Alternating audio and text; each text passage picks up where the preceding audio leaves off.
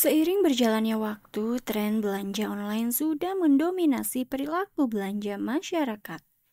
Hal itu tentu membawa banyak kemudahan bagi pelanggan maupun penjual, karena kegiatan berbelanja bisa berlangsung sangat cepat.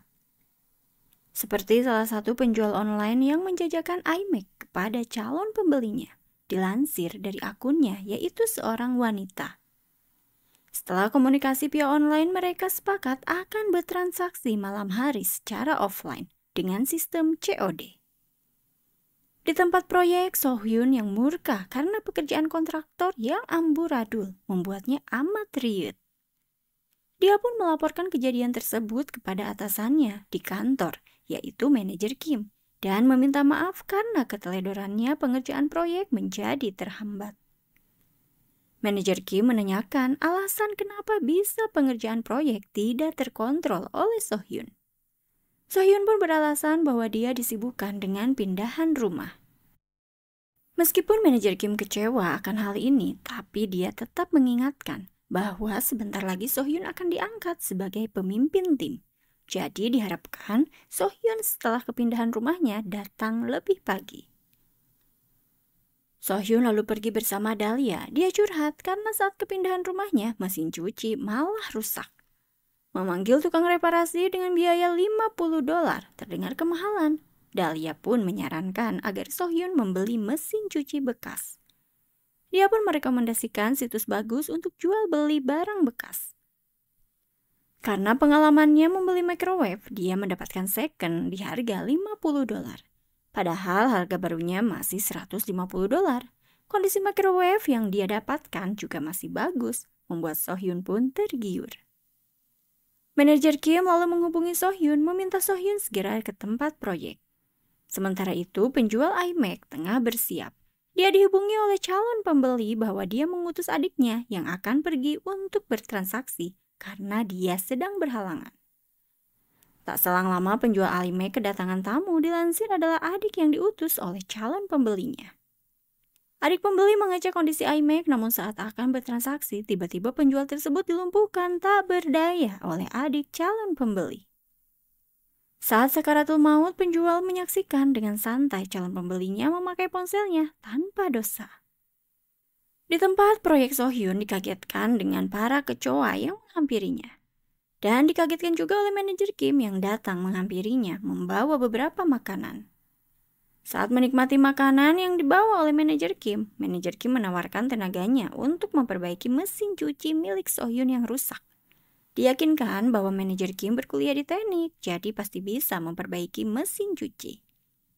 Namun Sohyun menolak karena merasa tidak sopan mengingat manajer Kim adalah atasannya. Tiba-tiba Dahlia datang mengajak ke rumah baru Sohyun. Dan kenyataannya manajer Kim tidak bisa memperbaiki mesin cuci milik Sohyun. Mengetahui manajer Kim tidak bisa memperbaiki mesin cuci, Dahlia pun langsung mengusirnya. Manajer Kim pun pergi dengan ikhlas.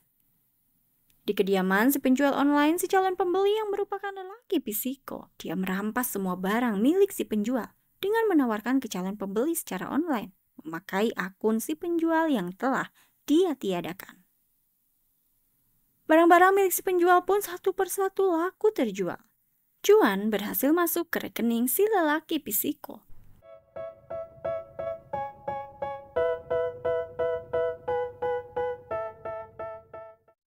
Termasuk Sohyun yang tergiur dengan harga miring mesin cuci yang ditawarkan online oleh si lelaki psiko tersebut. Sohyun dengan mudahnya mentransfer sejumlah uang untuk mendapatkan mesin cuci itu. Dia pun langsung meminta dikirimkan mesin cuci yang dimaksud ke alamatnya. Saat di tempat proyek, Sohyun meminta izin untuk pulang duluan kepada mandor karena dia harus menemui teknisi mesin cuci yang akan tiba di rumahnya. Setelah diotak-atik oleh teknisi, ternyata mesin cuci bekas yang baru ia beli sudah rusak. Dipastikan tidak bisa digunakan. Teknisi pun menginformasikan bahwa banyak sekali sekarang situs online penipuan berkedok penjualan barang bekas dengan mengirimkan barang bekas. Sohyun pun merasa sangat amat bodoh karena tidak teliti membeli.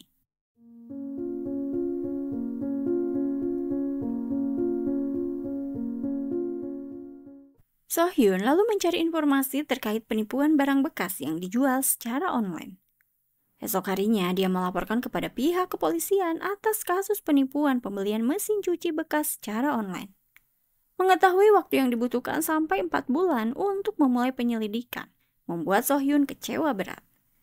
Detektif Joe beralasan karena kasus-kasus seperti panggilan telepon anonim, penipuan internet, semuanya lebih dari 100 kasus yang berdatangan beberapa hari ini. Sohyun pun diminta untuk bersabar karena pihak kepolisian akan melakukan yang terbaik. Sohyun lalu seperti biasa curhat kepada Dahlia. Namun Dahlia menenangkan agar Sohyun jangan bersikeras karena dia pun sempat tertipu pembelian online senilai $100. Uangnya tidak kembali dan pelaku tidak tertangkap. Sohyun pun kecewa kenapa Dahlia baru mengatakan ini sekarang. Dahlia pun ngacir ngibrit menghampiri manajer Kim. Manajer Kim menanyakan mengapa wajah Sohyun terlihat kesal. Dahlia pun menceritakan mengenai mesin cuci bekas yang dibeli Sohyun tidak berfungsi sama sekali. Karena sangat amat membutuhkan mesin cuci, Sohyun lalu membeli mesin cuci baru dengan cicilan 12 bulan. Namun pengantaran dapat dilakukan esok hari karena full pengiriman toko untuk hari yang sama. Malam harinya Sohyun melondri semua pakaiannya. Dia yang seorang diri membawa hasil cuciannya tergopoh-gopoh karena harus berjalan menanjak. Kekecewaan pun harus dia dapatkan karena semua pakaian bersihnya harus terjatuh karena saat itu kantong kreseknya robek. Sampai di kediamannya, Sohyun menggali informasi mengenai penjual mesin cuci bekas yang telah menipunya.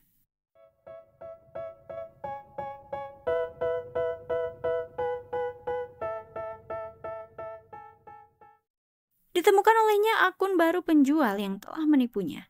Dia pun mengomentari negatif di situs penjualan si penjual yang telah menipunya itu.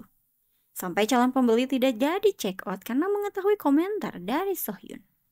Penjual itu langsung memberi pesan peringatan kepada Sohyun agar berhenti sebelum kehidupannya kacau balau.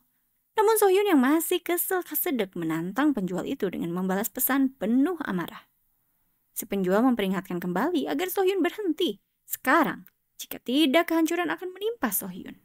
Dan mempertegas bahwa ini adalah peringatan tegas. Sohyun malah kembali menantang dengan makian hewan buas, membuat penjual itu murka dalam diam. Sohyun pun kembali mengirimkan pesan memperingatkan agar si penjual siap-siap mendekam dalam penjara. Pesan yang tidak dibalas oleh si penjual, Sohyun pun berasumsi bahwa si penjual ketakutan.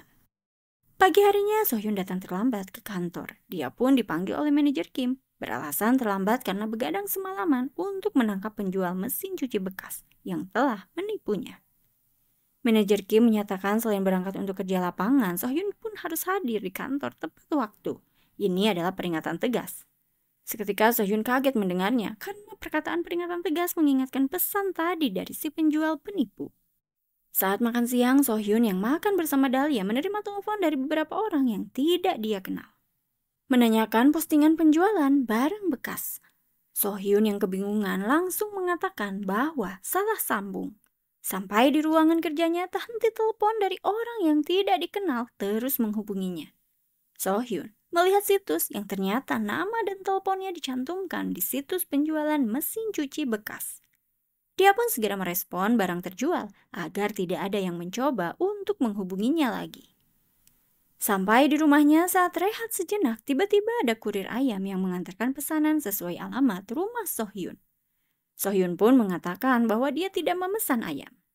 Belum usai permasalahan pemesanan ayam, datang kurir Mi Jajangmyeon yang mengirimkan pesanan dengan alamat yang sesuai. Belum dijawab, Sohyun pun datang pesanan pizza sesuai alamat pemesanan. Membuat Sohyun kesal dan bingung. Saat hendak pergi meninggalkan rumahnya, Sohyun memasang tulisan tidak ada orderan apapun. Semua kasus sedang diselidiki oleh pihak kepolisian. Sohyun lalu melaporkan kasus orderan fiktif di respon detektif Na dari pihak kepolisian, bahwa kasus akan diselidiki secara terpisah dan disarankan agar Sohyun mengganti nomor telepon. Sohyun pun berharap agar pihak kepolisian dapat bertindak dengan cepat. Saat sampai di kediamannya, Sohyun merasakan pintu masuk rumahnya ada yang tidak beres. Sepertinya pintu telah dibobol seseorang yang memaksa masuk kediamannya. Dia pun mengecek CCTV ditemani oleh detektif Joe. Namun di depan pintu kediaman Sohyun tidak terpasang CCTV. Sehingga sulit untuk mendapatkan bukti karena dari CCTV luar tidak ada aktivitas yang mencurigakan. Pagi hari saat hendak keluar kediamannya, Sohyun dibuat kaget. Ternyata ada lelaki yang sedang memasangkan CCTV di depan pintu masuk rumahnya.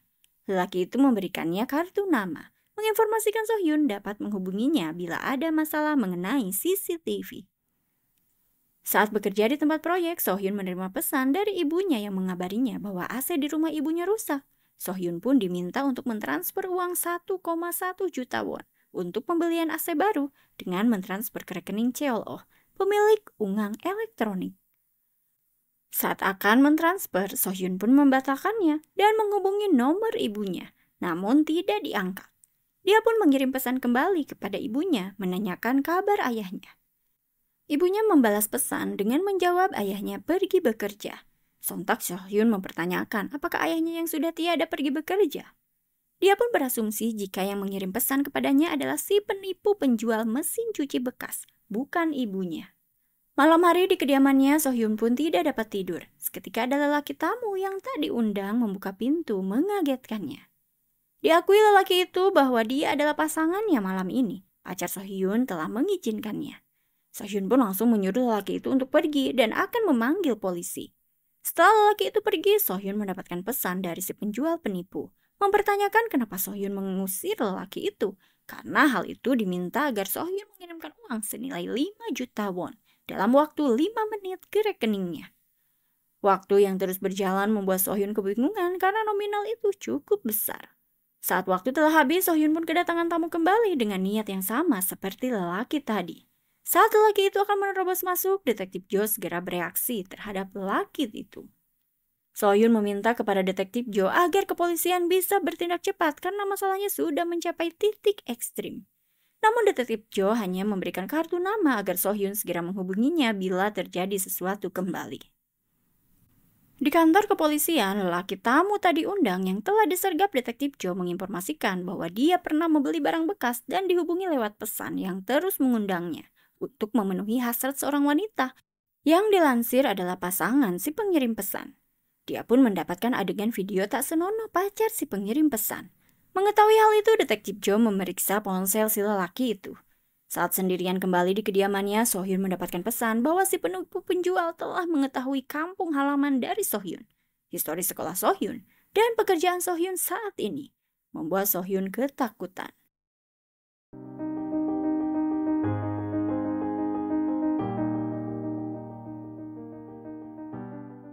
Kepolisian yang berhasil melacak lokasi penjual online yang telah meneror Sohyun. Bergegas Detektif Jo dan Sohyun mengecek ke lokasi ditemani oleh pemilik sewa.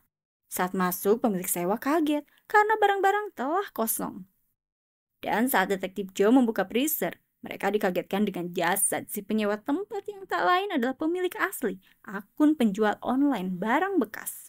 Kepolisian segera menyisir TKP dan mengamankan para warga yang kepo mengenai kasus ini. Sohyun yang masih syok diminta Detektif Jo agar pulang diantar anggota kepolisian. Detektif Jo dihampiri oleh rekan detektif lainnya diinformasikan bahwa kasus ini akan ditangani oleh mereka. Namun kenyataannya Detektif Jo dibantu oleh Detektif Na tetap mencari tahu lebih dalam mengenai kasus ini. Sohyun lalu menghentikan sewa tempat tinggalnya. Diingatkan oleh pemilik sewa bahwa Sohyun akan terkena pelanggaran perjanjian sewa yang harus ditanggung. Sohyun pun yang tak bisa berbuat apa-apa merestui hal itu. Di kantor kepolisian, Detektif Jo menerima laporan kasus yang sama persis seperti Sohyun. Wanita yang melaporkan terlihat stres berat dan ketakutan.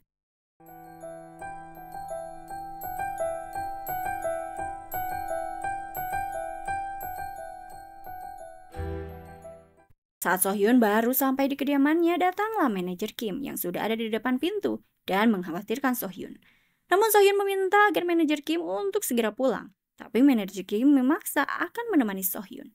Sohyun merasa baik-baik saja, jadi disarankan olehnya agar manajer Kim segera pulang. Manajer Kim yang merasa atasan Sohyun memaksa untuk menemani Sohyun. Sohyun pun ketakutan dan bereaksi brutal sampai pintu berhasil ditutup. Manajer Kim yang kecewa kepada Sohyun lantas bergegas pergi dengan kesakitan. Sohyun yang masih dalam ketakutan dibuat semakin takut saat melihat ketidakberesan di dalam rumahnya.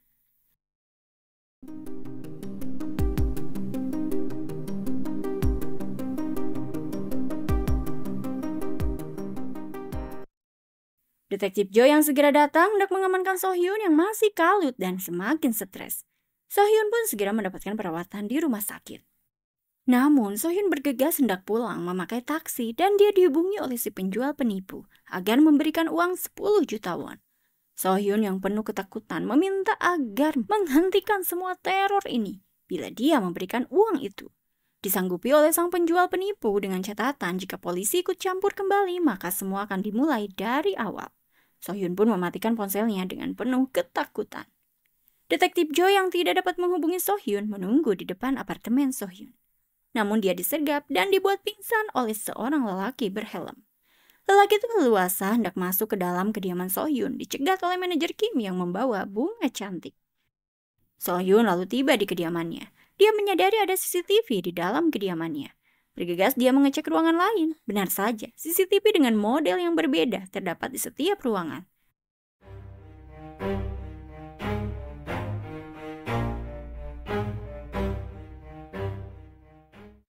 Dan betapa kagetnya Sohyun saat melihat manajer Kim babak belur tak berdaya di pojok ruangannya. Disadari olehnya, di belakang sudah ada sosok lelaki berbadan besar. Sohyun pun bergegas pergi. Lelaki tersebut mengejarnya sampai membuat Sohyun terjatuh.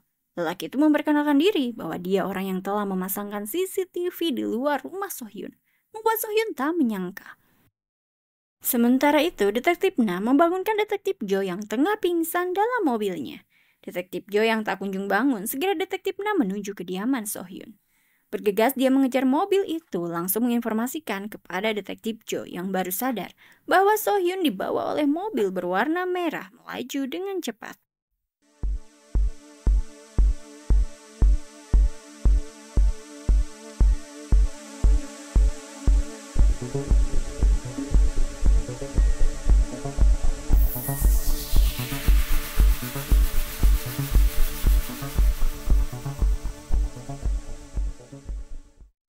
Kecelakaan yang tak terhindarkan saat pengejaran tersebut membuat porak-poranda mobil yang ditumpangi oleh Sohyun dan Detektif Na. Detektif Na segera dibawa ke rumah sakit mendapatkan pertolongan, begitupun dengan Sohyun. Namun mereka tidak berhasil menangkap lelaki penipu itu karena dia berhasil kabur saat kecelakaan. Berada di kantornya, Detektif Jo diberitahu rekannya bahwa mereka diminta untuk menghentikan penyelidikan karena tidak ada lagi yang bisa dilakukan, mengingat situasi sudah di luar kendali. Detektif Jo lalu menemui Sohyun, namun Sohyun enggan membahas kasusnya. Detektif Jo lalu menceritakan bahwa Detektif Na tidak dapat diselamatkan akibat insiden kecelakaan itu. Hal tersebut membuat Sohyun merasa bersalah. Saat malam hari, Sohyun menemukan cara agar si penipu penjual online dapat ditemukan. Dengan memakai akun milik Dahlia, Sohyun pun melakukan transaksi jual beli di berbagai situs online. Bertransaksi COD diawasi oleh Detektif Jo.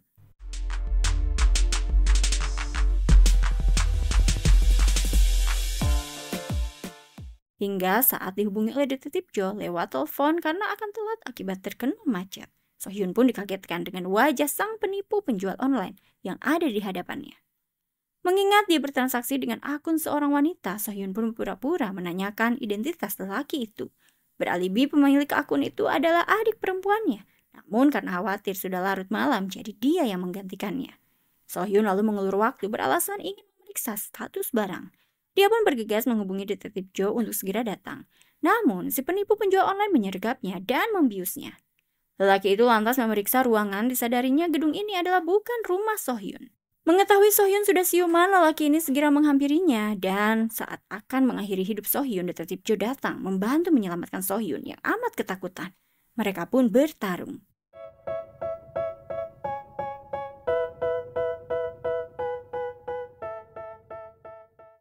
Sohyun pun membantu Detektif Jo yang tampak kewalahan dengan menembakkan benda tajam ke tubuh lelaki itu. Namun tak gentar lelaki itu masih bisa melawan Sohyun. Dan saat akan meniadakan Sohyun, Detektif Jo mendorong lelaki itu sampai terjatuh ke bawah bersama dirinya. Melihat lelaki itu masih sadarkan diri, Sohyun pun dan Detektif Jo bekerja sama untuk mengakhiri hidup lelaki si penipu penjual online. Sohyun pun tak menyangka apa yang baru saja dialaminya. Esok hari Sohyun pun menjalani aktivitas seperti biasanya tanpa penuh kecemasan. Dan momen tersebut menjadi akhir dari drama Target. Era digital telah membawa dampak yang cukup besar dalam kehidupan masyarakat. Seperti salah satunya ialah berbelanja secara daring. Kini menjadi salah satu aktivitas yang cukup digemari. Agar tidak tertipu dari produk yang palsu dan berbelanja secara aman, maka harus memilih e-commerce terpercaya. Terima kasih untuk yang sudah menting suara Cici sampai drama ini berakhir. Cici pamit dulu. Bye!